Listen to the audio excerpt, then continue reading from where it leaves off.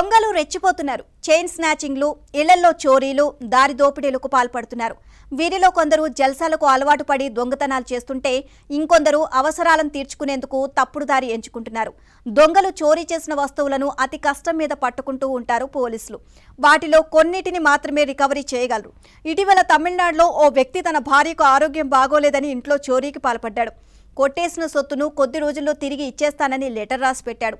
ఈ వార్త సోషల్ మీడియాలో వైరల్ అయింది.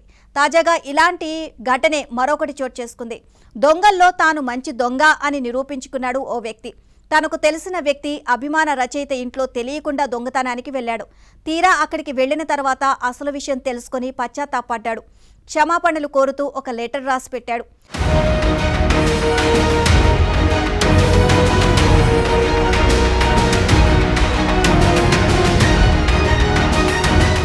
మహారాష్ట్రలోని రాయ్గఢ్ జిల్లాలో చోటు చేసుకుంది ఈ వింత ఘటన. ప్రముఖ మరాఠా కవి నారాయణ సుర్వే ఇంట్లో ఈ చోరీ జరిగింది. నారాయణ సుర్వే 2010లోనే కన్నుమూశారు. ప్రస్తుతం ఆయన ఇంట్లో కుమార్తె సుజాత, అల్లుడు గణేష్ ఘారే ఉంటున్నారు. ఇక వీరు విరార్ నగరంలో ఉంటున్న కుమారుడి వద్దకు వెళ్లారు. దాంతో 10 రోజులుగా ఇంటికి తాళం వేసి ఉంది.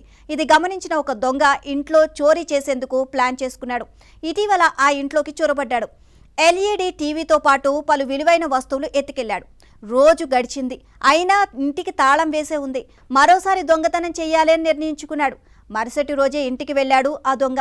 అప్పుడే ఇంట్లో ఉన్న నారాయణ సుర్వే ఫోటో, జ్ఞాపికలను చూశాడు. దాంతో ఒక్కసారిగా షాక్ అయ్యాడు, పశ్చాత్తాపం చెందాడు.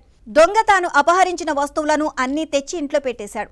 గొప్ప సాహితీవేత్త అయిన నారాయణ సుర్వేకు తాను అభిమానిని అని, ఆయన ఇంట్లో చోరీ చేసినందుకు క్షమాపణలు కోరుతున్నట్లు ఆ దొంగ లెటర్ రాశాడు. దాన్ని ఇంట్లో గోడకు అతికించి వెళ్ళిపోయాడు.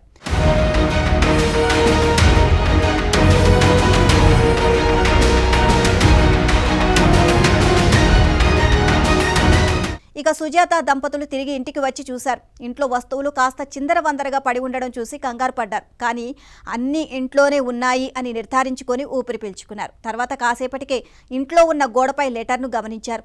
దీనిపై సుజాత దంపతులు పోలీసులకు కంప్లైంట్ చేశారు. కాగా ముంబైలో అనాథగా పెరిగి కూలి పనులు చేసుకుంటూ రచయిత స్థాయి వరకు ఎదిగారు నారాయణ సుర్వే. పట్టణ శ్రామిక వర్గంపై రచనలు చేశారు. ఇక రష్యా నుంచి సోవియట్ ల్యాండ్ నెహ్రూ, భారత ప్రభుత్వం నుంచి పద్మశ్రీ అవార్డులను అందుకున్నారు. రచయిత ఇంట్లో దొంగ వ్యవహారానికి సంబంధించిన ఈ వార్త నెట్టింట వైరల్ అవుతోంది. అభిమాన రచయిత ఇంట్లో దొంగతనం చెయ్యొద్దని, అపహరించిన వస్తువులను కూడా తిరిగి ఇవ్వడం ద్వారా దొంగ అభిమానాన్ని చాటుకున్నాడు అని అంటున్నారు. ఇంకొందరు మాత్రం దొంగతనాలు మానుకొని ఏదైనా పని చేసుకోవచ్చుగా అంటూ కామెంట్స్ చేస్తున్నారు.